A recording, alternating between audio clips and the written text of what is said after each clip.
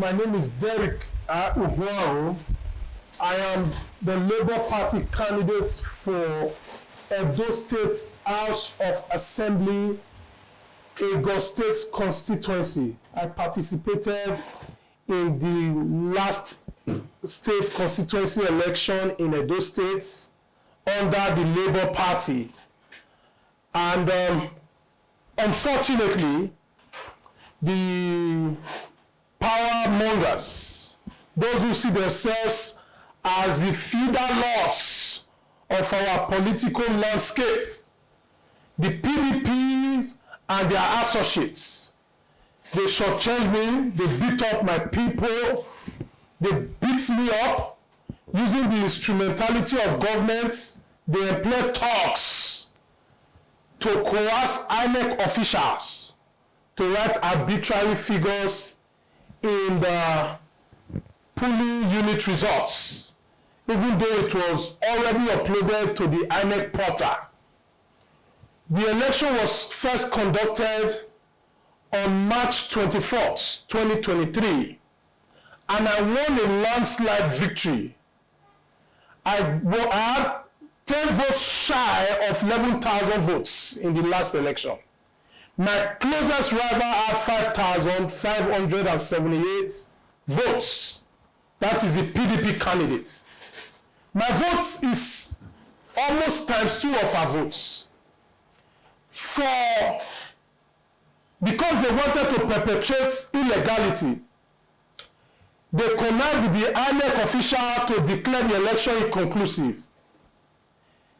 The reason they gave for declaring the election inconclusive is unknown to anybody. We have a video recording of when the local government returning officer said for some irregularities she's cancelling Ward 4 results. Ego comprised of 10 voting wards, 10 wards. And Ward 4 is one of the 10 wards in Ego. I won Ward 4, I won every other wards in Ego, but because they were very desperate to giving the victory to the PDP, INEC working with the state government and PDP in connivance with our highly respected chief decided to steal my mandate. The mandate is the mandate of Ego people. The mandate is not a slot given to one political godfather. Ego people came out to exercise their franchise, and they feel comfortable with me. They wanted me to represent them in the Edo State House of Assembly. It is injustice for one political godfather to use the instrumentality of government to steal the mandate of the people. I am calling on all public-spirited individuals. I am calling on the Nigerian government. I am calling on every stakeholder of our democracy to come to my rescue, to come to the rescue of Ego people. Ego people know who they want. Despite all the irregularities that characterized that voting on the 24th, there was vote buying, people were being coerced to vote for PDP, yet I still won a landslide victory. This would have been enough reason for those who wanted otherwise to stay off. But because they think that I am weak, because they think that I have no one to fight for me, because they think that I'm not from a very wealthy background, they felt comfortable to oppress me, to intimidate me, and steal my mandate. I believe that with the support of the people and by the grace of God, my mandate will be reclaimed in the judicial system. I have instructed my lawyers to file the necessary process towards reclaiming my mandate. And I hope that by the special grace of God, the mandate will be recovered.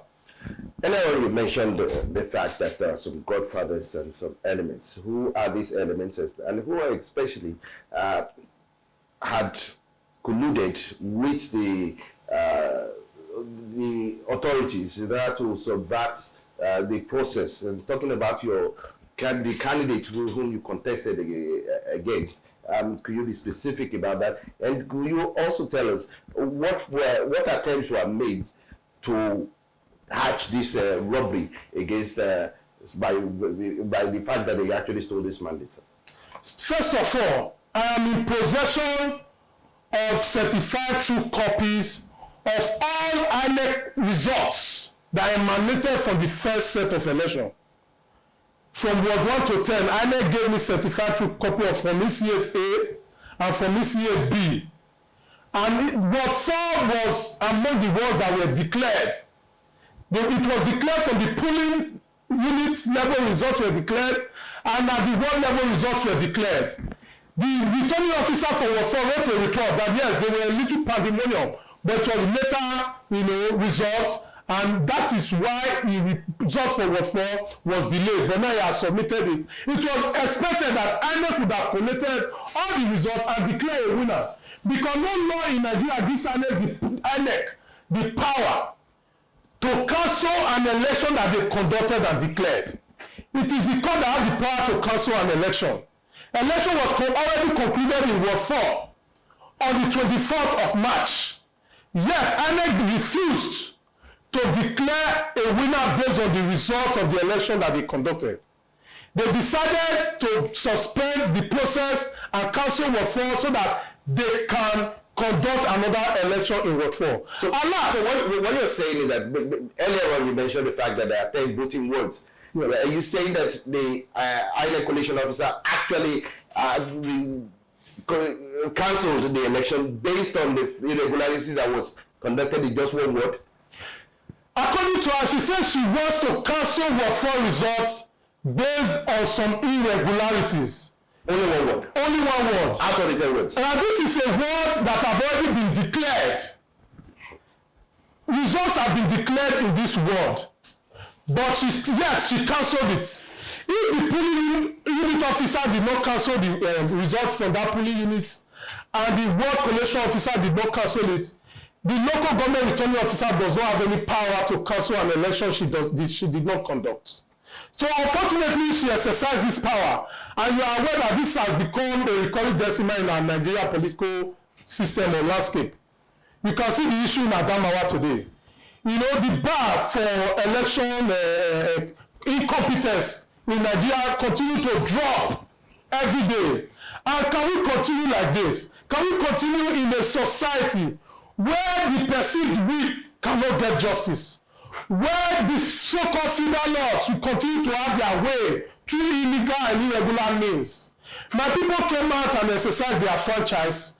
They voted for me to represent them, but the big men and the governments of Edo states, using the Nigerian police, decided to beat me up, to beat up Labour Party, agents in a constituency, and forcefully made INEC officials to write figures, arbitrary figures, so that they can declare the PDP candidate winner in that election. What is the name of your opponent, the PDP candidate you're contesting against? Her name is Natasha Osawaru. She is the granddaughter of our highly respected Benin chief, Chief Gabriel Osawaru Ibinejo. He is a man we respect a lot. He is a man we see as a father to all. We do not expect anything less. A father to all should be someone who should stay neutral when issues of importance in relation to representing the people of a constituency is being carried out. We expect neutrality. Only to the fact that we respect you a lot, to just say some people revere you in our society. So we see you as a father to all, and we expect nothing less, respectfully. So I am crying to every stakeholder, all stakeholders in those state political terrain, to help me fight this injustice. Help me right this wrong. It will be my turn today, but you do not know whose turn it will be tomorrow. Don't say it does not concern you. Be proactive. The philosopher says proactive vision is the beginning of strategic wisdom. If you allow this kind of occurrence to be sustained, it becomes a launching pad, a springboard for a more aggressive and more illegal process to be done tomorrow. Let us fight against what is wrong. If it is wrong, then we should reject it. If it is right, then we should support it. I call on all well-meaning individuals all over the world to please support me. I am not rich, no doubt, but I am also not poor. And I am also not bereft of ideas or knowledge. My people know I have the capacity to represent them. Because local government is a metropolis in Benin City, yet a God has nothing to write home about. Now, compared to the two other metropolis that make up Benin City. This is as a result of very poor leadership over the years. The people have confidence in me that I'll be able to represent them effectively with relation to ensuring that human capacity development in my local government or constituency will be improved on, that infrastructural development will be improved on. They know and they trust and believe that I can represent them. That is why they trusted me to cast their ballot for me. To all of you, judicial process costs a lot of money. I'm a middle income earner.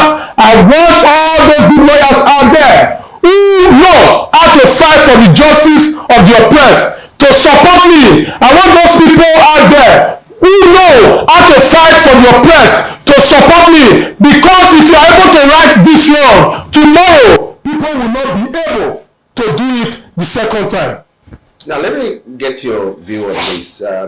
After the first elections, what step did you take in order to contest the legality and the brazen attempt, the violation of the Electoral Act by INEC? Well, the first step I took was to write a petition to INEC. We wrote a petition to INEC so that they can review the process and declare a winner within the 7 days stipulated by law. INEC did not do anything. So we approached the Federal High Court, Abuja, Court 8, and eventually, even though the judge was very enthusiastic about the whole case, the following week I met a different judge entirely, and he declined jurisdiction, in this matter. My counsel was relying on section 24, so section 4 and 6 of the Electoral Act, which by application gives any court of competent jurisdiction the power to look into this kind of issue. Where election has been concluded, yet INEC want to conduct another election. But unfortunately, declared jurisdiction, we have no other, option than to wait for the election to be conducted. An election will be conducted now, and we are making the next move towards approaching the election petition tribunal. Now, considering the fact that the voters and your supporters actually cast their votes in defiance of the intimidation and the harassments of compromised security personnel, tell us, what are some of the alleged infractions that your supporters presented to you with regards to the irregularities or what they faced or what they confronted on the day of the elections, especially the supplementary elections? Well, first of all, the election started peacefully. Then, about an hour into the election, we started recording pockets of violence here and there. They beat up our agents in Unit 1, Unit 2, and Unit 3. They beat up our agents, chased them away. Voting did not occur there at all. Then they coerced the INEC officials, strengthened them at gunpoint to start stuffing the ballot box with ballot paper printed, in favor of PDP. the BVAS does not have record of accreditation in these units. You know, there is some of other units where they bought votes. When they saw that, they still could not win me because I won again the second time. You know, they now decided that even after the INEC adult staff have uploaded the results from emanating from the polling units election, they still collected that result that have already been uploaded. They collected the original copy.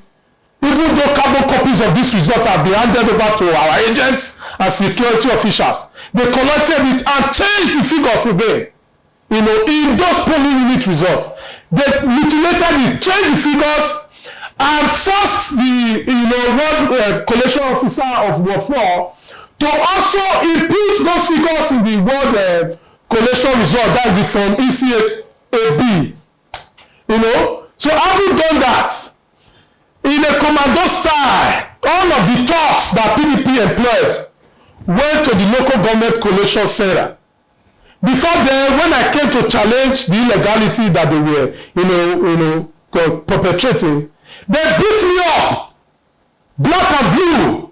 You could see the army of thugs that PDP deployed, supported by the state security network, also known as the state vigilante.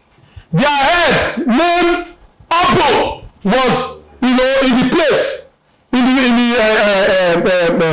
Ward 4 on that day.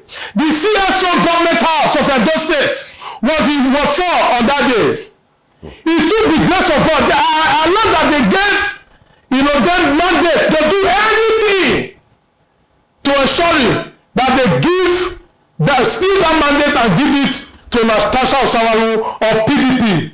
I don't know how our society can continue like this. I don't know how we can continue to, manage these people who are hell-bent on destroying the fabrics of our civilization. I will continue to appeal to every public-spirited individual. Anywhere you all can come to our rescue to salvage this situation. Now, please do.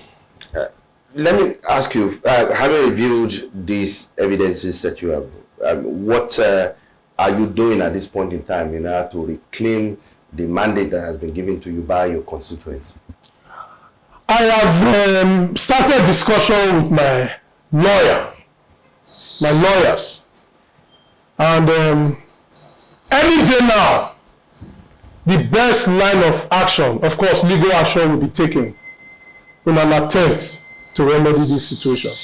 Do you believe in the judiciary, especially with regards to educating on these election petitions? And do you see yourself retrieving the stolen mandates? A society without hope is not a society at all. We see hope and believe in our judicial system. There are still men of proven integrity and character in our judicial system. So I believe that this injustice will be put right in the court of law. What's your general advice or your perspective on the future of ensuring the sanctity of the electoral process as far as Nigeria is concerned? For me, the problem of a society is usually leadership. If you have the leaders with the best mindset of service in the ends of affairs, 95% of a society's problem will be resolved. If our leaders can just try to look at the big picture, how history will remember them, then they will do the right thing. It's not all about getting paid or, having affluence. It's about what you will be remembered for. We, people of Edo State, came all out. I was one of those people who supported the state governor to get his second tenure. I supported him to become governor during his first tenure, and I supported him again using my resources of time, money, energy, and what have you, to support him to win again the second time. When we felt that he was being oppressed, when felt that it was being intimidated by the APC. It is unfortunate that our governor, whom we respect a lot, whom we fought for, can afford the sound to allow such a thing to happen in our society. We the Benis, this is not the way we do things. The bar of illegality, I have never, fallen this low. I appeal to all the people in government to ponder, think deep, look ahead. What will history remember you for? These are petty issues that should not ordinarily should be associated with. You as leaders, we gave you the mandate to lead us, to ensure the proper things are done. I want to hope and pray that you, who are in the hands of affairs in Edo State government, will continue to ensure that the proper things are done in our society, including in the electoral system. Thank you. And I hope you are also keeping safe in regards to security. I hope there are no threats against your person. There have been several threats. Several threats. Why do you want to mention it? People have been calling me via WhatsApp calls. People have been reaching out to me, sending people who are close to me to tell me that I am biting more than I can chew. That I'm trying to fight with the most powerful family in Edo State. I'm a nobody. Why will I stick out my neck to fight? First of all, they tried to bribe me so that I can forget about my aspiration. When they saw that that would not work, then they started using coercive measures. But at the end of the day, who was going to die? Everybody dies. Some time ago, a Reverend Father was involved in a ghastly motor accident. A Reverend Father in another clan was killed, by fundamentalists. Who am I? If we struggle for freedom, we are not ready to pay the ultimate price, then we are not ready for the fight of freedom. I do not care if the opposition PDP are sending people to threaten me, but at the end of the day, it's either we win or we win. I can become a martyr towards fighting for the cause and justice of the common man. I'm a common man, and the common men came out to vote for me so that I can represent them. They know a common man who has the best sense of empathy towards fighting their cause. So if I, as an individual that have been entrusted with their mandate, cannot fight to defend that mandate, they are not fit for leadership. So I will fight for the reclamation of that mandate. If the PDP wants to go ahead to assassinate me, as I'm hearing they want to do, they can go ahead to do it. I am not afraid of any man. My fear is only for my God, the God Almighty, the creator of heaven and earth. Thank you very much. Thank you.